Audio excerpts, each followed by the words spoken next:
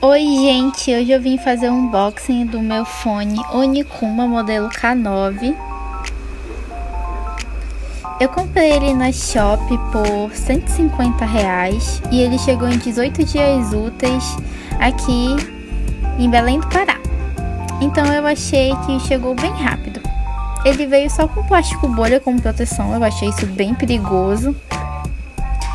Ele tem essas orelhinhas de silicone que são o charme do fone, elas são muito fofinhas. E esse microfone que ele pode ir para dentro também, então você pode usar ele normalmente na rua.